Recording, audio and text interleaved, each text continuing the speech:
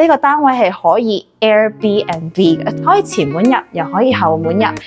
邊個係前門，邊個係後門？I guess it doesn't，嗰個係前門 ，OK， 呢個係後門。有個好特別嘅 cabinet， 可能好少會見到啊。One bedroom, full size washer and dryer。大家好，我係溫哥華地產經紀 Vicky 啊。今日咧天氣好好啊，所以咧想出嚟同大家曬下太陽，同埋咧睇下一個 house tour。咁我而家咧就係位於 Olympic Village 一個好正嘅 one bedroom 單位裏邊。咁咧佢係非常之特別嘅，有個好靚嘅 patio 啦，後生仔女就最中意噶啦。咁咧同大家去睇下今日嘅筍盤咧，究竟喺邊度咁特別？今日 Vicky 同大家睇嘅單位咧，係位於溫哥華 Olympic Village 奧運村區，喺市面上比較少見可以做 Airbnb 嘅公寓單位。呢個9年新超過600尺嘅一房加書房，再加浪漫前花園嘅單位咧，最適合年輕家庭或者係有寵物朋友嘅人士。咁今次介紹嘅單位有啲乜嘢咁筍，咁就要睇埋落去啦。咁今日同大家介紹嘅單位咧非常之特別，先同大家去睇下我嘅背景先。點解咁特別咧？就係因為咧佢有一個自己嘅 private front patio， 咁後生仔女帶寵物或者小朋友嗰啲咧就最啱噶啦。因為咧係一個非常之 protected 嘅一個前花園嘅公寓嘅生活方式啦。咁我哋咧就同大家去睇下今日個單位咧有啲乜嘢咁特別。入嚟咧。就係呢個 one bedroom 單位咧，佢係算係好似 townhouse 系列咁啦，有前門啦同埋後門啦。咁 through 呢個 patio 咧就可以入去嚟呢個單位啦。咁呢個單位咧，今日同大家介紹嘅咧係一個嚟緊 full size 嘅 one bedroom 單位啦。咁呢度一入門口咧，就係我哋而家係向西面啦，咁所以咧而家係4、5點嘅時間咧，陽光咧就係非常之舒服啦，可以曬入去你個客廳呢度。咁咧一入嚟咧，成個感覺咧都係好 open， 因為咧係有9尺嘅樓底啦，咁就俾人嘅感覺就係好開心啦，因為溫哥華成日落雨嗰種感覺。咁呢度一入嚟咧，就係先係客廳。咁呢度可以放張我哋放咗2人台啦，可以放咗4人台。咁最特別嘅咧係咧，佢呢度咧係呢個唔係起嗰陣時就有嘅，係個 owner 咧自己 set up 咗一個 coffee bar 嘅 area。咁佢呢度咧仲係有一個呢個 wine fridge 嚟㗎嘛，係咪啊？一個 wine fridge 啦，咁中意飲咖啡嘅人咧可以 set up 你啲 coffee 啊，咁你可以放一啲 display item 啊，呢啲都同你做好晒啦。呢啲就係 fixed 嘅啦 part of the home， 咁你可以放你中意嗰啲相啊，或者陳列品啊，都好正嘅。咁呢度入嚟咧就係佢嘅廚房啦。咁廚房咧都好特別嘅喎，因為咧佢有好多儲物嘅空間啦。最特別咧，你可能要過嚟呢邊睇下先啦。佢呢度咧有個好特別嘅 cabinet， 可能好少會見到啊。你可以放你嗰啲調味品啦喺呢度。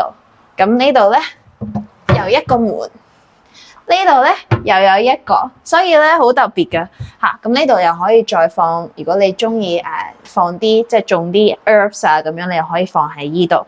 One bedroom， 但係有2個洗手盤，又係比較少見嘅啦。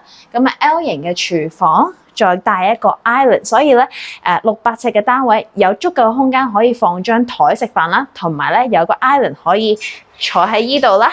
仲有個 breakfast bar 或者喺呢度 work from home 咧都好好嘅。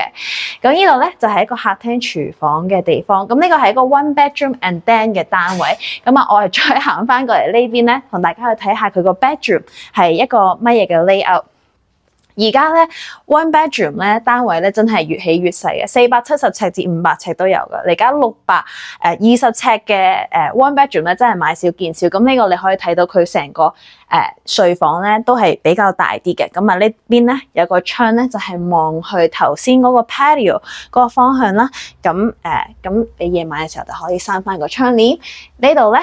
佢哋可以睇到啦，佢哋將部電視咧放咗喺間睡房裏邊啦，咁後生仔女就最中意噶啦，咁就可以夜晚喺呢度睇電影啊、睇電視啊都 OK。咁啊再嚟咧，我最中意講衣櫃，因為呢個衣櫃咧其實都幾大嘅，亦都係同你做好晒 organisers 啦，同埋帶燈嘅。咁你啲櫃桶啊嗰啲咧都唔使到時候你去 IKEA 啊咁樣去裝，咁佢真係全部都同你 set up 好晒噶啦。咁呢度咧就係佢一個哦，佢呢個燈係佢之後自己整嘅。哦，OK，咁呢個都同你set up 好晒㗎啦，所以都係 it's very smart。咁呢度再行翻出嚟咧，我嘅右手邊咧就係一個 den 嘅地方啦。咁如果係一個 couple 咧，即係男仔女仔都 work from home 嘅話咧，一個可以喺呢度做嘢啦，一個咧就可以行去 den 呢邊做。咁呢度咧，佢做好晒好特別嘅 design 啦，即係黐晒 wallpaper 啦，同埋咧呢啲櫃咧係咪都會留喺度嘅，都會留喺呢度嘅。咁如果你中意嘅話咧 ，just move in a desk and a chair 咧，呢度就係好靚嘅一個 office space。咁再加上咧，本身佢樓底都高啲啦，咁啊成個空間咧都係非常之open 嘅，唔會覺得好焗啊嗰種感覺。咁呢度咧 through 過去依邊就係佢嘅 entrance area。咁我頭先咧 video 一開始都有講啦，可以前門入，又可以後門入。邊個係前門，邊個係後門？I guess it doesn't，嗰個係前門 ，OK， 呢個係後門。咁呢度咧，我唔帶大家去睇啦。不過咧，就係可以通去嗰個樓嘅 concierge 啦，同埋 amenities。咁 amenities 咧又有個 gym 啦，飛咗隻嘢入嚟。It's OK。咁呢個入門口咧，佢都做咗一個玄關位嘅喎。咁啊，又有啲 design 啦。咁你睇到佢啲 color scheme 咧，都係非常之matching 嘅。咁你可以放你啲鎖匙啊入門口啊。咁呢度下邊咧，你又可以即係如果你有寵物嘅話咧，你又可以放佢哋個 sleeping bag 喺呢度。咁成個 design 咧都好合理嘅。呢度就有一個entrance closet 可以掛你啲衣服啊，同埋鞋啦。咁咧，廁所亦都係好有 style 嘅，因為咧佢哋做咗少少牆紙嘅設計啦。咁啊就係好似酒店嘅一個 look 咁樣。咁呢度咧都係做晒 cabinets 啦，你啲護膚品咧就可以放喺呢一度。咁呢一個 one bedroom and den 嘅單位咧係，sorry，我不如坐翻低先同大家去講嗰啲價格啊，同埋點解佢咁特別。sorry， 唔記得講呢一樣嘢，呢個係好特別嘅 one bedroom full size washer and dryer。你哋而家兩房都可能冇 full size 嘅 washer and dryer， 所以咧其實我而家都比較中意啲5、6年樓嘅單位啦，因為咧一係會大啲啦，二咧佢哋用嗰啲電器咧通常咧又係 bigger size 嘅，所以咧5、6年樓嘅單位咧其實而家咧。我覺得係比較搶手，因為又唔使俾 GST 啦，又剩啦咁樣。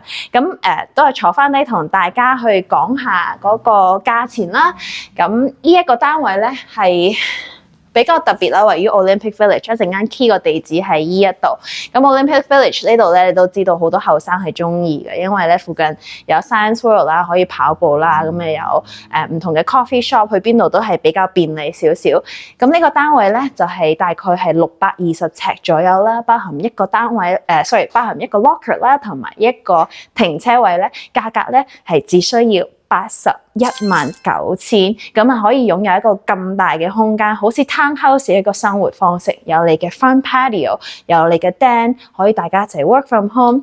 最特別嘅咧就係留到最尾先講，就係呢個單位係可以 Airbnb 嘅，即係而家係比較少單位可以 Airbnb， 但係呢個可以做嗱。首先 Airbnb 一定要係 principal residence 啦，咁人哋話咁 principal residence 點樣做 Airbnb？ 即係可以話係如果你有1個月、2個月咧係即係唔係喺加拿大嘅話咧，咁你間屋咧就可以攞出嚟做 Airbnb， 咁多一個 options 俾你啦。咁所以咧，我覺得成個單位咧，無論係佢嘅裏邊嘅裝修啦，佢所有嘅條件啦，再加上 Airbnb 嘅呢個選項咧，都係非常之吸引嘅。